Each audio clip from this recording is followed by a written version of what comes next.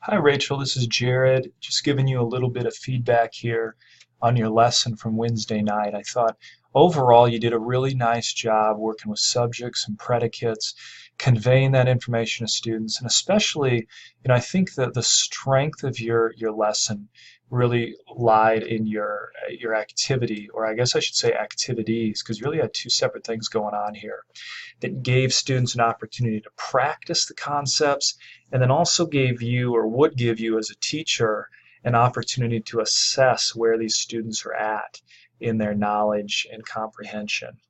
So I'll just kind of work through the lesson plan a little bit. One of the things that stuck out to me initially was how quickly you move through your anticipatory set and your direct instruction phase. I clocked you here at about 45 seconds for your anticipatory set. Initially I thought, oh, maybe she's just nervous and she's trying to get rolling. You're also the last student to present, and I know that gives some pressure to kind of get through things. But I would try to slow that down just a little bit. You asked a question of students, and the way that you phrased it, if I quoted you correctly, you said, talk about what you know about nouns and verbs. And then you gave them, after saying that, just about 15 or 20 seconds, which may be enough time, may not be enough time. But I would, if there are two suggestions I could offer in this segment of the lesson, would be, first of all, to make sure you give adequate time and be okay with that. Students are not goofing around. They're talking about what you're asking them to talk about. And the second thing is I would consider the language that you're using when you're asking students to go and have conversations. By saying, hey, talk about what you know of nouns and verbs.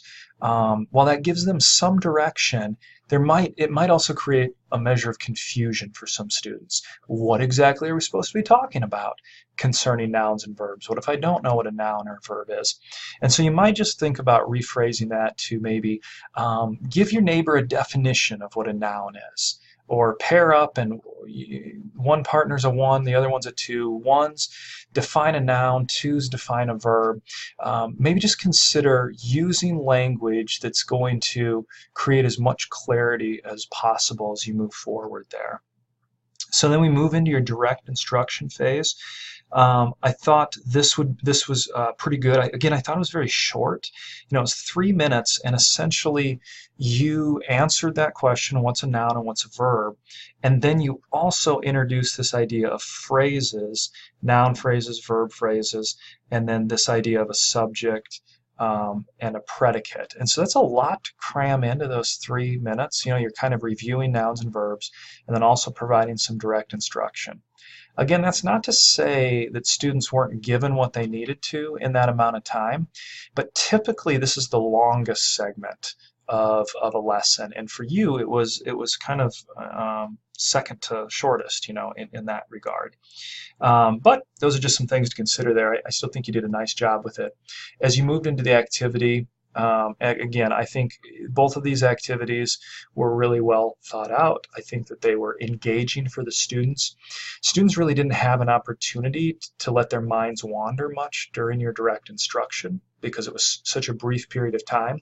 But I think, again, like I said, a strength of your teaching, from what I gathered in this lesson, was your ability to plan activities and then to incorporate those into whatever concept you're studying in the classroom.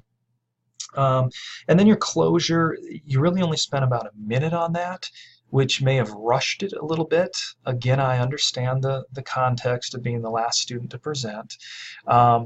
But I think the danger with the closure is if you're having trouble fitting in all of these things in a 15-minute lesson, the trend is you're also going to have trouble doing that in a 50-minute lesson. And so, your activities here took about 10 minutes, your closure only a minute. This is often the segment that gets cut, unfortunately, because we're coming up against the clock, we're coming up against the bell. And so rather than offering a sense of closure to our lesson, drawing a conclusion for our students, we often just sort of boop, and we're done, or we offer some type of little activity, but we don't really expect the students to do it or complete it, and then the bell rings and they're gone. So again, all said and done, a really good lesson. But those are just some things to consider as you move, into the student teaching realm, as you're thinking about, planning your own lessons, whatever the time frame might be. I just encourage you to consider how much time you're going to spend in kind of each one of these major phases of instruction.